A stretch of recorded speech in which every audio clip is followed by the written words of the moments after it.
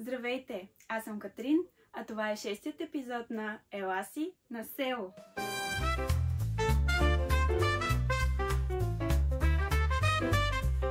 В днешният 6-ти епизод ще ви срещна с най-добрата си приятелка, с която по случайност, като за 6-ти епизод имаме 6 години разлика, именно сестра ми Марина, с която днес ще обсъдим темата за приятелствата от детството, защо те са толкова важни и защо всички така колективно изпитваме тази нужда да ги запазим възможно най-дълго в вече възрастния си живот.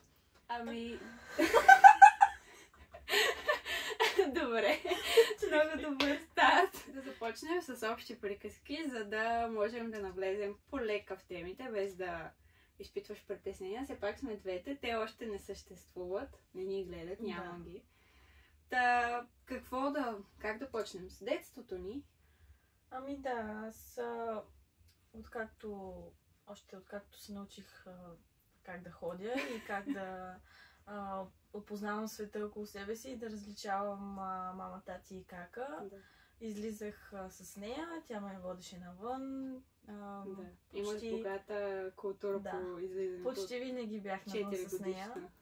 Дали по нейно желание или не, това няма си значение.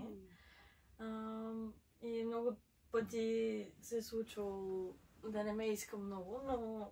Нормално е. 6 години разлика, аз бях на 10, те първа бях почнала да излизам с приятели вечер до към 10:30. И трябваше с мен да има едно 4 годишно, което како искам вода, како искам сок, како искам да ида до вкъщи, како намокри си чорапа, постоянно. Защото те често бягаха от мен. Даже много често. По-големите винаги се покриеха от малките. В една приятелска група бяхме, то така се случваше, че имаше големи, които имаха малки братя и сестри. И групичката беше една, ама някак имаше гимназия и детска градина. И тя с още един наш приятел винаги бях така леко най-отзад с колелетата, защото техните колелета са най-малки. По-настрани, като си говорят някакви неща. Ходехме, шушо-мушо, без те да разбират, защото все пак са... Обаче ние си бяхме двамата и всичко беше... Всичко беше окей. Не се усещаше чак такава разлика. Не е като да не сме били някакви грубияни и така, някакви турмозещи. Те ни приемаха, но просто бяхме по-на дистанция. Имахте в иерархията. Да, в иерархията бяхме по-надолу и със сигурност това се усещаше, ама не по злобния начин. Да. Понякога. Да сме Мислих да не го кажа. Честно, имаше моменти, в които ми е идвало малко в повече, но то пък така ни беше просто детството, такъв ни беше живота, че аз трябваше да съм постоянно с нея, нашите не са ни оставили на произвола на съдбата, но през деня, като са на поле, на нива, нямаше кой да гледа сестра ми и трябваше да поемам с мен на приключения. Да, буквално. Буквално на всякакви приключения. Ние като цяло имаме еднакви спомени от детството. В смисъл такъв, като сме били все заедно и било то къщички, било то игри по площадката, мачовете. Едно време имаше много яки мачове, в смисъл събираха се много хора и ние бяхме вечните фенове. Да, сестра ми после прорита. Стана и тя една от футболистките. Аз си останах се така спъната. Играех мачове. Ама тя беше така и играеха с нея и я уважаваха, защото тя си можеше да играе. Имаше така, подвижна беше бърза. Накрая вече ги научих да не ми се оставят, нали? Да, защото я оставяха в началото. И много се дразниха, ама... Иначе, най-така първите ни спомени с тези наши приятелството ни от детството са именно започва с тези къщички, които си правихме покрай барата. Да. И то беше, избираме си място, казваме си хора, тук ще е нашата бърлога. Голяма... И започва едно чистене. 4 дни чистиш. Едно строителство. Изнасяш от това с метли, ама ние чистихме с метлата, докато не се стигне до равна площ. И всичко... На барата, примерно, то е... Отдолу е твърда такава тъпка на пръст. Клечки има, нали, което трябва да се махне. Ти си у вас трябва да си изчистиш, да си оправиш. И мама се доста, че сме взели метлата и метлата се връща разбричкана от всякъде. до скоро получавах коментари, ти чистиш еди къде си повече, отколкото вкъщи. Чистиш вкъщи, да. Да. И Ама то те това си бяха къщичките нашите си къщи. бяха култови. Имахме наистина много... Имаме една бара, обаче тази бара Доста... от всяка страна възможна. Имаше къщичка, Да. имахме в парка, имахме в... Къде ли не? Да, на места, които не е хубаво да се споменават, сме си правили някакви барлоги в изоставени къщи, искам да кажа. Нищо незаконно, а някаква стара къща, дето не е много безопасно, до но чешмата. деца. Да. Беше много... И се забавлявахме с празни шишета от вода, бутилки големи. Не сме имали някакви... С лампери се пързаляхме зимата. Това беше като някакво... Точно като детството, за което са ни разказвали родителите ни, но малко по-в сегашно време, някак малко по-разбираемо. Да, но така ни се струва, може би, защото сега живеем защото ние сме го преживяли, иначе ако го разказваме на децата си някой ден, няма да е същото. Аз сега осъзнавам, че детството на децата ми изобщо няма да е такова, каквото е било моето. И на тях ще им се струва, както сега ни се струва. Да, все едно говорим за нещо от праисторията. Беше много яко със сигурност. И имахме много приключения, с смисъл колективни, понеже компанията ни се състоеше от доста хора едно време, наистина имаше повече деца, отколкото има сега. В селото повече хора на нашата възраст. Предпочитаха да се идват тук, защото тук беше по-забавно. И бяхме някак разделени на големи и на малки и сестра ми спадаше към малко. Вече сме малко по-хибридни. Но тогава бяхме по-големите, които имат братя и сестри. Все пак трябва да вземат братята и сестрите, но те са с нас, но леко по-така... По-встрани, нали? На тях не им се казва всичко. По-сериозни неща се пазят в тайна. Те са все последни назад с колелетата, защото техните колелета са много малки. И сме малко като аутсайдери. И леко така един мой приятел. Отритнати. Да. Ако ни гледате, ще разпознаете за кой говорим. Просто сме решили да не споменаваме имена, за да не стане твърде лично. То се подразбира. Но хората, които са от село, които са израснали с нас, знаят, че в момента говорим за тях. Да. Чувствайте се поздравени с всяка една история от тук, защото в момента снимаме за вас и за тези, които ги няма. И искаме да знаете, че ни липсвате и се надяваме да си дойдете на село скоро. За вас е целият подкаст и общо взето цялата идея се крепи на вашите рамене. За тези приятелства от детството, ние споделяме, понеже сме си говорили изключително много за тях, за тези хора, които са ни видяли, как ставаме човеци, така да го кажа. Защото ти си навън с тях от 3-4 годишна. Не прекалявам като казвам. Това наистина е така. Аз съм била на 10 и вече съм била навън и тя е била с мен. И тези хора, които сега вече не са до нас всекидневно, вече не споделяме дните си с тях, не създаваме толкова общи спомени, не можем физически да прекарваме толкова време с тях, защото вече всеки си има живот. В смисъл, живота ни поде и колкото и да не ми се вярваше, като бяхме по-малки, нашите ни казваха, че живота се някога ще ни раздели с тези хора. И казваха, че те все някой ден ще се върнат там, къде са дошли. И няма да искат повече да се приберат. И наистина стана така и ние не усетихме кога се озовахме отново на същите места, на които сме били с тях, само че вече тя ги нямаше. Да, и как се отчуждаваш, как порасваш, но човека, който е бил до теб, докато си растял, вече до такава степен сте се променили в този процес на израстване, че вече сте двама напълно непознати. И ви свързват само едни големи спомени. Само спомени, такива части от тях, които може би са най-истинските, защото са били детските. Да. И такива части от тях, които ти си спомняш, като... Аз съм такъв човек, който помни много неща за хората, които обича, някакви детайли и такива неща, които те харесват и които са харесвали, може би някой, в миналото. И, се случва, че така да стане нещо въпрос за тия неща и аз казвам на теб това и това, ти е любимо или им купувам някаква напитка или нещо и те, нали, виждам погледа в очите им как се променя. че още помниш. Как, че още помня това нещо, като са минали 6 години. Да, или те вече са забравили, или въобще не са си... Не са обръщали внимание, да. Да, но това е едно голямо богатство. Аз не мога да го пиша точно, защото не мога да кажа нито, че...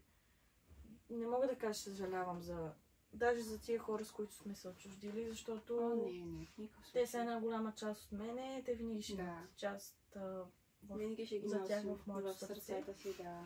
Абсолютно. Защото те винаги ще ми бъдат, ще бъдат приятели на моето малко аз. Да, именно и винаги ще ги помним с една топлина, която времето и сегашните ни отношения не са способни просто да достигнат, защото ние сме останали някъде там, ние сме още на 12 и още сме най-добри приятелки.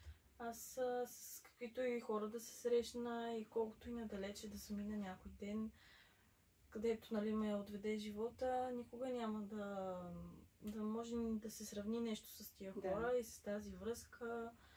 И просто няма да ги има пак тия неща и колкото и да е тъжно, е в същия момент и хубаво, защото неповторимо. Това са неща, които не се забравят никога. Да. И има моменти, в които наистина много сериозно те удря носталгията. Да, ние сме ужасни. Се чувстваш буквално сякаш всички на стомаха, да, и ти си безпомощен и си долу на земята. И си те свалили, така, и си сам. И сте намачкали едно хубаво, нали, ама гледаш да се крепиш с тия хубави неща, за тия хора, които знаеш, за хубавото, което познаваш от тях. Това е цената на хубавите спомени. И точно носталгията. Толкова не сме осъзнавали, че тия неща толкова много ценни, значи толкова много. И толкова много ще ни липсват един ден от лоши мисли към тия хора. Защото имало и моменти, в които съм си казвала, този човек въобще как е станал мой приятел. Този човек, аз нямам нищо общо с него, не го харесвам. Изобщо не ми е тук на сърце. И се сещам за преди 6 години как сме излизали и той какво ми е казал и как сме си написали буквите на стената в училището. И колко съм била щастлива аз тогава, че се чувствам оценена от някой човек, че съм приятелка с някой. Абсолютно, да. И това нещо, като се сета и директно ми минава злоба, минава... И ярост, не злоба. Да. Ти си човек неспособен да изпитва злоба. Сестра ми е най-меката Мария на света. Това е най-добрият човек, който този свят е виждал. Може би да не преувеличавам, ама тя е способна последния си залък да го раздели с птиче на улицата. Да, и аз относно тези приятелства имам най-добрата ми приятелка от детството. Вече няколко месеца нямаме никакви контакти. Не сме си от май, април. Някакви 4-5 месеца, след като няколко пъти опитахме, ние си загубихме приятелството, така да го кажем. Ти знаеш кога, няма да използвам имена. Надявам се, че тя изобщо не гледа този подкаст. След като загубихме приятелството си, това беше 2020, в моя тежкия период, в който бях в София, имахме няколко опита така да го възродим. Двустранно беше смисъл и двете се опитахме. Не мога да кажа, че се е отказала веднага, нито аз от нея. Имахме много опити, защото не веднъж сме се карали. Ние бяхме приятелки от детската градина, буквално от детската градина. И по време на тинейджърските години е нормално да имат приливи и отливи, да има караници заради някое гадже, което не я харесва и не иска ти да контактуваш с нея. И е такива, нали, типичните момичешки, тинейджърски неща. Но вече като пораснахме, опитвайки се да бъдем отново приятелки, осъзнахме, че вече не сме двете момиченца, които бяхме тогава. И колкото и да се търсим, те се бяха намерили, но ние не се намерихме. Някакси като по-големи вече бяхме толкова различни една от друга, толкова непознати дори. Смисъл, знаехме всичко една за друга отпреди, но вече не знаехме нищо една за друга като възрастни. като си по-малък е много по-лесно да не забелязваш някои неща от един човек. Той Да ги игнорираш дори. Не си се оформил, нали, като човек, както и другия. И някакси, като стане нещо, въобще не му обръщаш внимание. Да, не го приемаш навътре, не го филтрираш, нямаш граници. Да кажем просто, че ти нямаш граници, които да наложат този човек да се махне от живота. Да, то буквално може да те ритне в кръка и ти ще си кажеш... Аз ще ритна. Какво толкова, нали? Аз ще ритна и всичко пак ще е наред. Докато ако сега нещо стане и си каже някоя груба дума, и вече почваш да гледаш по друг начин, да си казваш този човек, що ми говори така, значи аз не значи нищо за него, що ме постъпил така, значи аз вече не съм толкова важен част от живота му, значи той може и без мен в него. И започваш много да се вкарваш навътре във филма и в един момент просто осъзнаваш, че не си струва да се бориш за нещо, което занапред няма да докара хубави спомени. Ти си скъсва връзката с този човек. Пътната ви връв вече е разделена, така да го кажем. Останали са ви само едни спомени. Ние даже имаме много груб израз с сестра, защото много често си говорим за старите ни приятели и че да ходим да преминаваме през тези спомени е все едно да ходим през гробища.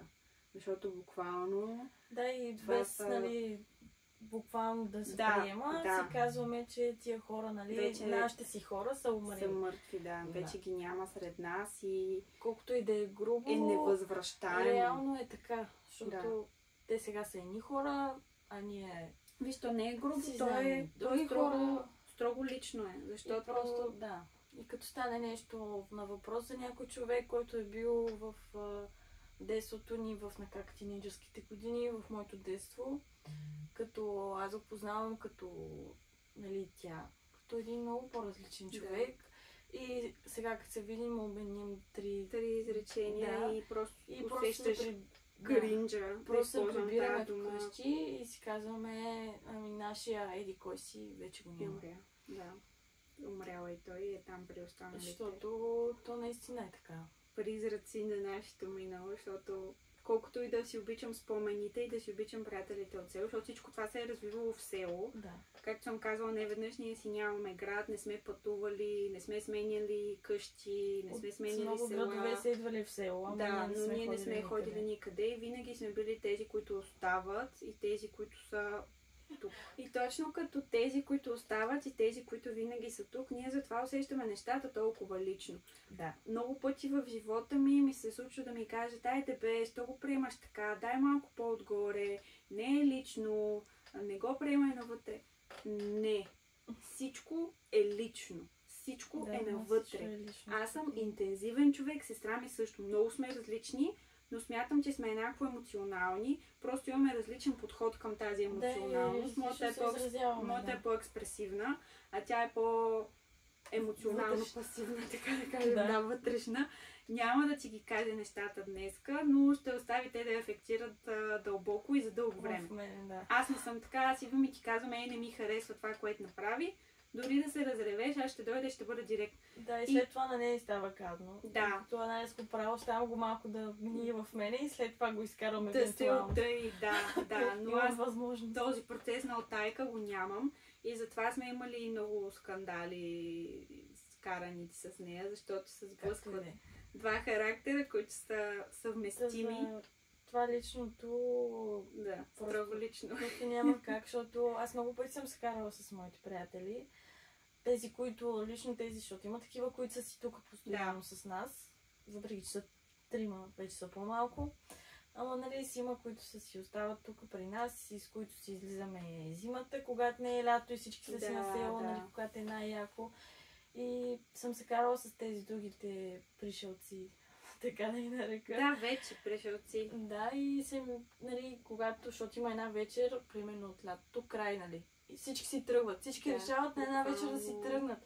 И ти буквално от пълното ти сърце, от радост и от всичко, както си свикнал и буквално пада на земята. И ти се чудиш, сега какво ще правиш без тия хора. И някакво аз седа тази вечер депресирана, нали, съм седнала някаква такава и всички сега стига, нали, за какво сега така, последна вечер ние, дай да ни е яко, дай такова. И аз ви казвам, нали, хора, вие сте големи егоисти, нали, защото то Ти си буквално е тръгваш така. и живота ти продължава, Да, отиваш аз трябва да продължа живота си тук, някакси без с теб. спомена за теб, с... Да, и да свикна. Аз знам, че пак ще си дойдеш евентуално. Вече не съм сигурна, че Вече някои хора не. ще си дойдат. Преди знае, че си дойдат пак, но пак нали ми беше гадно. Сега става все по-трудно, защото те си идват все по-рядко. Да. И аз като ги видя след една година, се чуда после дали ще ги видя след още 3. И не знам как ще ги видя, в какво състояние, Какви ще не знам бъдат те след колко те променени ще след бъдат. това време? Да, няма как да не го приема на лично, няма как лично да е. не ми е гадно, Винаги е лично. защото да. Но сега пък и малко от към светлата страна. Това лято имахме един много хубав период, в който си беше дошъл един мой много близък приятел от селото. Наш, добре, да, наш. Но той беше от големите. Да. На сестра ми и другия приятел, който аз също много обичам, той беше от От малките. тия хора, дето мен, като му видят всеки път, казват: Маринки, много си поръчна. Да, много хубаво стана, прав. Да. Той един такъв мой приятел си беше дошъл, тъй като аз съм имала една добра приятелка тук на село, но останалите хора покрай мен винаги са били момчета. Сега не искам да звуча като тези момичета. Аз общувах само с момчета, те не са така клюкари, те са с по-малка драма, не. Това не беше така. Просто такъв беше кръга тук на село, че... Това беше нещо сякаш... Абсолютно беше нормално. Откъснато от всички тия неща. Много беше съвсем нормално беше да контактуваш тогава с момчета, без да има някаква любовна конотация, без да непременно ти да си влюбен в тези момчета, с които излезеш всеки ден. Тогава изобщо не беше така. Имали сме случаи, в които сме спали на палатки заедно. Вкъщи имахме едни палатки страхотни. Ние трябва да съберем просто всички, да си разкажем, да си изкараме всички кирливи ризи, защото идва една полиция да ни прибира от палатките. Първите ни палатки 2015, аз съм била на 14, Марина е била на 7, още не е имала направени 8 и сме на палатка пред къщи. И тогава в селото имаше много... патрули, защото много крадяха хората. Тогава имаше някакъв бум на краденето на кокошки, стопански животни, някакви такива. Имахме сот на центъра и полиция обикаляше буквално денонощно. Да. И ние какво стана? Видяхме патрулката, че е долу на спирката на поляната пред къщи. И какво ни стана? Решихме да се изнесем в къщи, защото много се стреснахме, че има полиция. Викаме нещо ще стане. И светеха да видят каква е тази палатка, нали? Ние не се бяхме обадили на никой, че ще правим палатки. И това е в 3:30 през нощта. И ние се решихме да награбим целия багаж от палатката, юргани, калъвки, завивки и да си приберем в къщата ни. Минавайки по пътя, патрулката дойде. И ние буквално се затворихме в коридора 5 човека с някакви юргани и съм викам: тате, слез, защото полицията е пред къщи. Беше... И само тати се лиза. Какво става, нали? Момчета, той ми вика. Нали това, онова, те викаха някакви хора тук пред вас и дойдоха с палатка. И те отвориха, влязоха. Тати отваря вратата, вика: ето ги кръците ме. И ние като някакви мишки, 5-6 деца така с калъвки си органи и гледаме и така. Значи от всички в групата най-големият човек беше на 15. Една година по-голяма. Аз бях на 14. И всички останали, сестра ми на 7, нейният приятел на 10 години. Деца. Ама беше... Това са спомени, които няма как да имаш в града и няма как да не ти липсват, като мине това време. Та за хубавото, че се отклонихме. Само сега малко да се върнем. Това лято си беше дошъл не само този мой приятел, но и приятелката му. И някак си стана така, че си дойдоха едни приятелки от София. И стана, по едно време се усещаше, все едно сме се върнали 10 години назад. Хора на по 23-4 години играехме криеница на центъра, на стъпванка. Това е една наша игра, между другото, не съм чула в други места. Не знам дали има, кой я измисли. Някой я вкара, тя дойде май с Софиян. Домските ли? Или софиянците? Не, домските. Нямам представа, от някъде дойде тази игра на стъпванка. И буквално е много хубаво, когато видиш човек от детството ти, който е далеч, защото този мой приятел живее в чужбина, който е далеч, но се върне и ти видиш, че той се е запазил. и видиш, че този човек пази същите топли чувства за теб, каквито и ти пазиш за него. Това е, наистина е безценно. В смисъл, човек, с който можеш да седнеш, да поговорите, да те пита, да се посмееш. Искрено да те попита как си, какво, да се интересува от живота ти. Да виждаш, че реално е заинтересован това дали ти си добре, някакви как се общи справиш. Приказки, които просто да си проветрява устата и да запълни това неловкото време. Това се усеща много често с такива приятели. Не беше неловко с него. И да видиш, че този човек е довел вече, нали, жената до себе си. Те са млади хора, но живот и здраве жената до себе си. И това момиче как се чувства добре тук. Тя стоя един месец с нас. И как също станахме приятелки, мога да кажа. Станахме приятелки с нея, И това те кара наистина да си кажеш, виж, че е възможно. Нали? Прибираш се, вечер си играл кредица, вече си на 24, си леко уморен, задъхан, не си на 14. Уморено ти е, нали, вечер, като се прибере след такива активности и си казваш, възможно е да се поддържат тези приятелства, стига и двете страни да го искат и стига и двете страни да влизат с чисти сърца в тези отношения. Защото ти си го видял това дете, как е било тинейджър и след това вече е мъж, жена и това дете, което едно време е играло с тебе, още е някъде вътре в този възрастен човек. В очите му. И наистина го има този блясък и тая искреност в думи и абсолютно. действия. И това, че наистина е успял да се запази. Да, и да остане себе си така. Да не отиде при останалите призраци. Въпреки, че конкретно за това момче, въпреки че той мина през доста неща. То всички са... Ние минахме заедно с него и заедно с още много хора. И цялата група минава през някакви катарзиси, ти се случват неприятности, има моменти, в които не контактуваш никой от село. Просто защото тези хора в момента не са хората, с които искаш да си заобграден. Просто защото са тръгнали по грешен път. Не само ти се променяш. Аз съм имала моменти, в които поради връзката, в която съм била, не съм общувала с хората от село, просто защото съм се чувствала на някакво друго ниво. В смисъл, придобиваш някакво самочувствие за нещо, което не си, и си казваш, аз какво ще правя сега с тези хора. Но тези хора буквално ти знаят кътните зъби. В смисъл, как да ви кажа. Ако знаят кой е белек, откъде... Никога не може, тия хора не могат да се заменят с приятелства от преди 2-3 години. Да, има хора, които сега се запознаваш с тях и ще бъдеш приятел с тях до края на живота си. Но те никога няма да познават малката Катрин и малката Марина. Даже те като бяха малки не знаеха, че аз казвам Катрин, аз за тях бях Катя. Впоследствие, като тръгнахме на училище, всички разбраха, че аз съм Катрин. И аз бях изненадана в предучилищна, аз бях на 6. Знаех, че се казвам Катрин, ама всички останали ми казваха Катя. И някой чух Катрин, аз бях кой? Коя е тя? Не съм аз. За това и ние изпитваме тази силна голяма носталгия заради тези силни чувства, заради тези силни емоции, които ни носят тези спомени. Има дни, в които просто се събуждаш и ти скачат 3 човека от твоето минало и сутрин си мислиш за едния, на обяд за другия и вечер за третия и просто те преследват някакви спомени, дали хубави или лоши, дали ти навяват добри емоции или по-скоро те натъжават. Това няма значение. Важното е, че ние сме хора, за да изпитваме някакви чувства, за да се връщаме назад, колкото и хората да казват, не гледай в миналото. Но в миналото не винаги крие лоши неща. Понякога не е толкова зле да поживееш малко в миналото, за да се върнеш, да си припомниш, защото... То си е заземяване. Точно защото хората не гледат мислечи в миналото толкова вече, затова са по-повърхностни. Те забравят. Не се вглъбяваш. Аз съм сигурна, че много хора са забравили такива. Да. И много хора се случва да си дойдат за ден-два и да си кажат, много ми е хубаво, тук пак ще си дойда. И изчезват за месец, 2, 3, 6 година.